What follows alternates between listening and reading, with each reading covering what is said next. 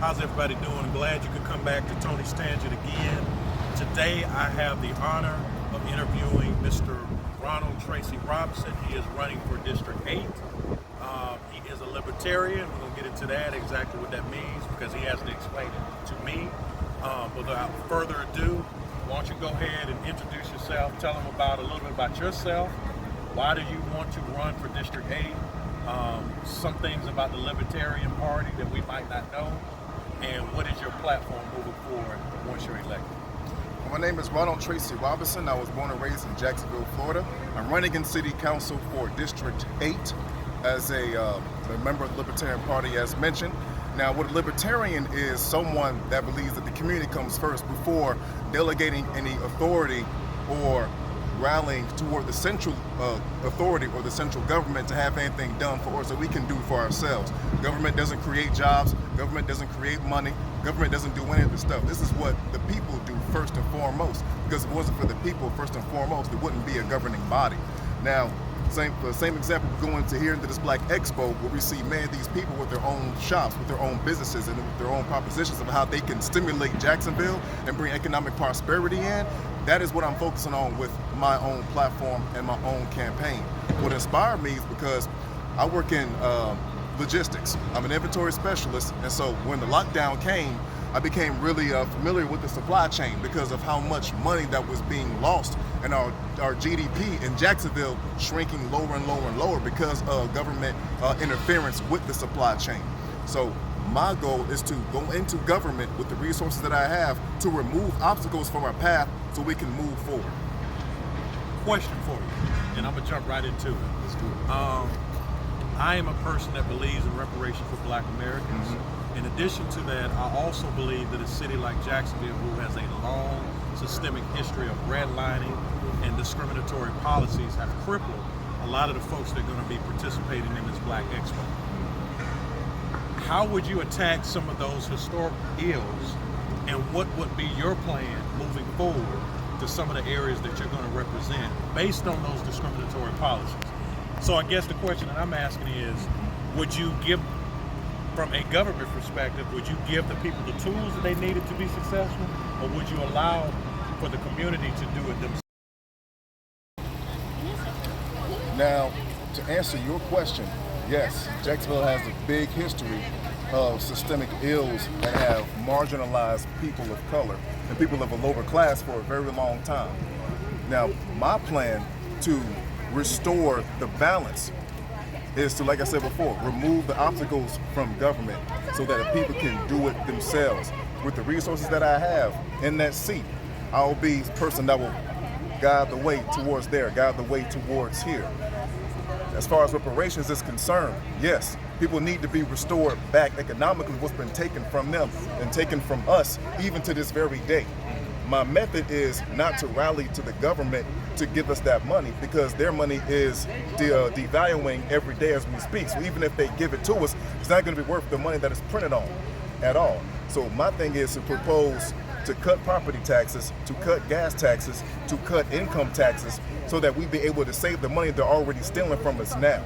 And then with that, we can transfer it into building assets as opposed to building up liabilities, because Jacksonville is $3 billion in debt. In order to pay off that debt, everybody in Jacksonville, with a population of 1 million people, got to pay a tax burden of $10,200 each. Not to mention the gas tax and the property tax that I mentioned before. The gas tax is going to be taking $1 billion away from taxpayers in the span of 25 and 30 years. And the property millage rate increase that we just came through with last year is going to extend our mortgages, and it's going to revoke and take away our private property rights, which is the way that we can build generational wealth, that we can build businesses. Certificate of usage licensing is what's stalling businesses to be formed. That's why North Jacksonville, especially over where District 10 is now, where I was running before, is food truck central. Nobody can get a building because it's way too expensive. On Lem Turner, you had a Rose that was over there, which was Super Kmart, and a bunch of other stores there. They're moving out of the area because it's getting too expensive to rent. And so my thing is stop all this government spending and all this regulation that's going into welfare programs and put it back into the people's hands, because only we know what we should be doing with these neighborhoods around. There is a group on Facebook called the Unified community of investors. I sent a link to you on your Twitter. Okay. They're doing what the Libertarian Party advocates for. His voluntary contribution and charity without taxpayer money, without red taping, without the bureaucratic process stalling it, is the people giving their money to what they want to directly see without government intervention.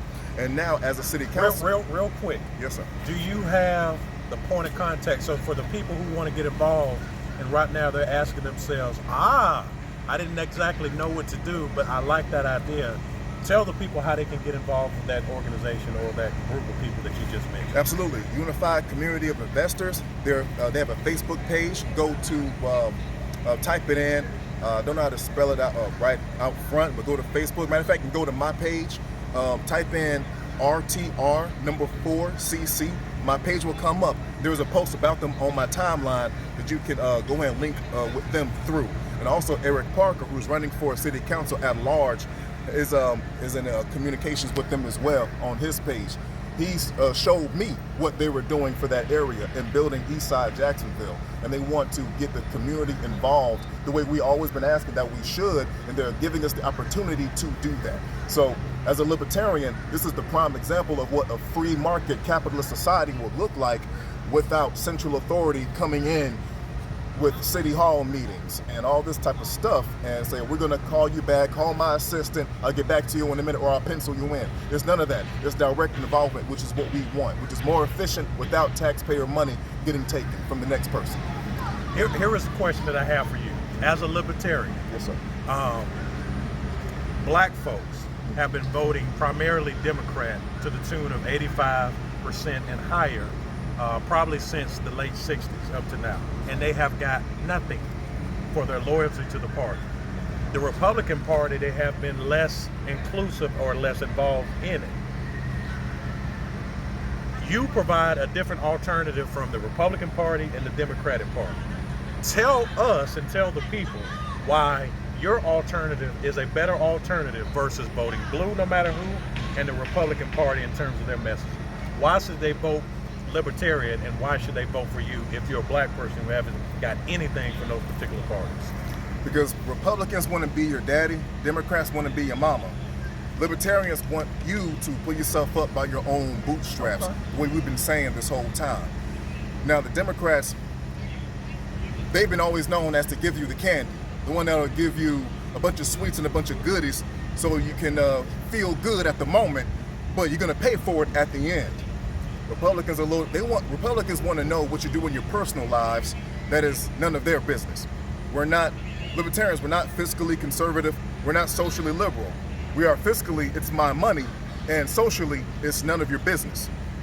So that's the difference between a Republican, a Democrat, and a libertarian. Now, as time went on, the Republicans have been following in the lead of Democrats and playing their game, but at a speed limit.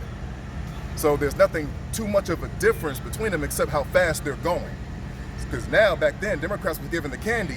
Now the Republicans are giving the candy, and the Democrats are now just giving you the vat of sugar. That's about it. And so that's the difference between Republican, Democrat, and what Libertarian wants to do. We are a little bit more, the common criticisms I get from Libertarian parties are we don't care about the poor.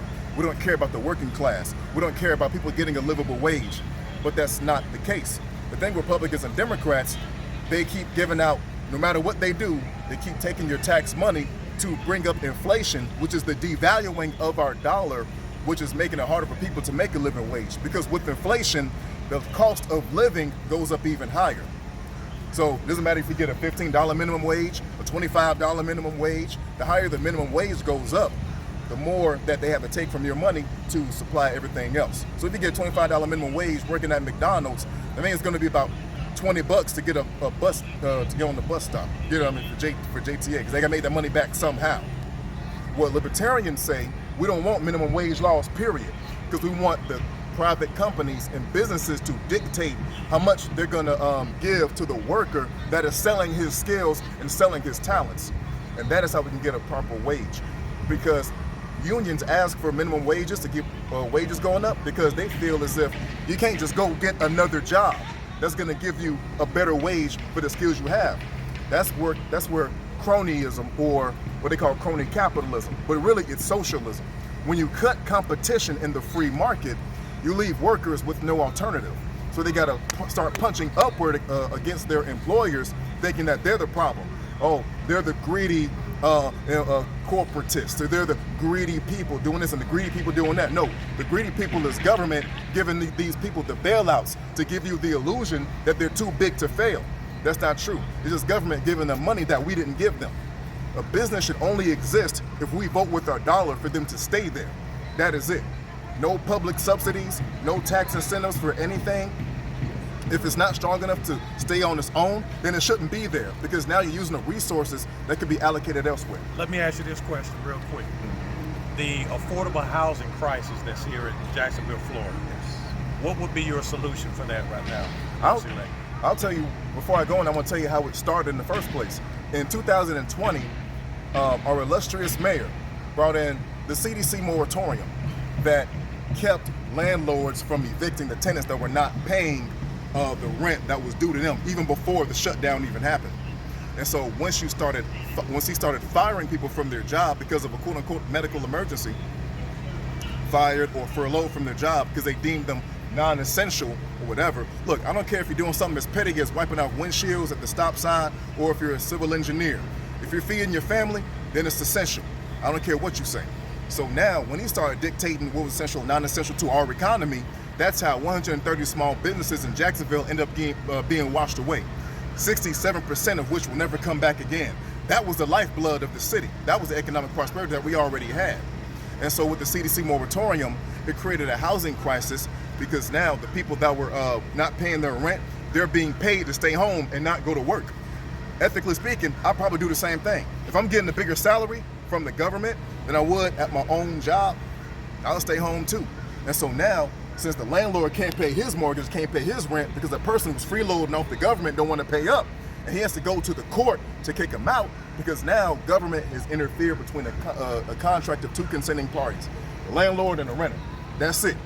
Now when the government get in the way, you got to go to the court to do it, pay some fees, do all this other red tape that I'm talking about.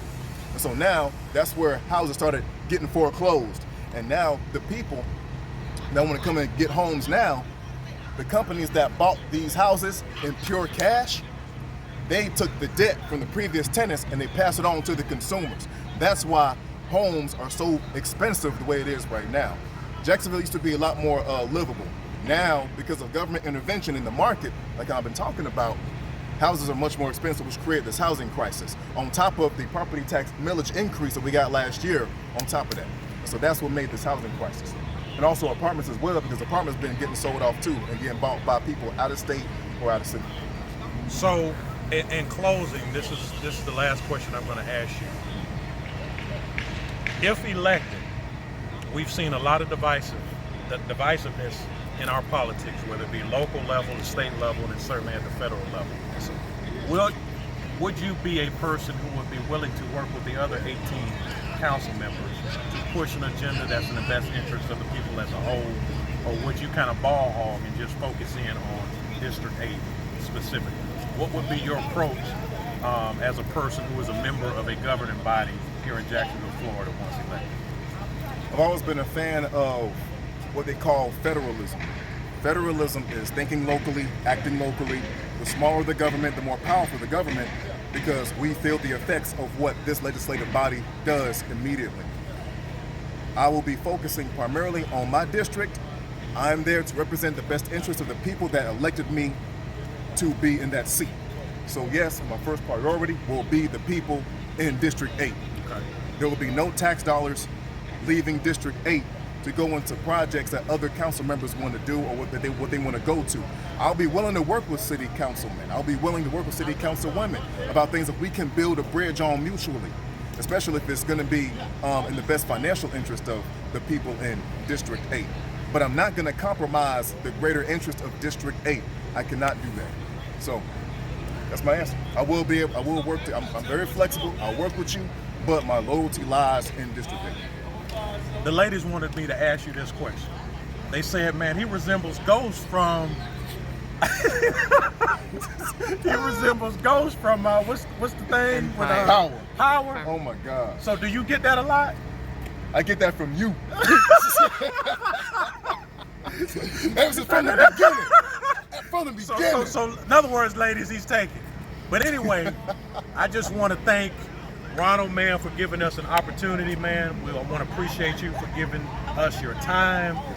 We know you have a lot of things, man, and a lot of obligations that you have to take care of. So tell the people, man, as we close out for another Tony's Tangent interview, how they can get in contact with you, how they can donate to your campaign. And also I want you to let them know, man, when elections are and what happens in the event that there's a runoff moving forward, so forth. So just go ahead and close them out, man, with that information. Absolutely. My name is Ronald Tracy Robinson. I'm running for City Council in District 8 on behalf of the Libertarian Party of Duval County.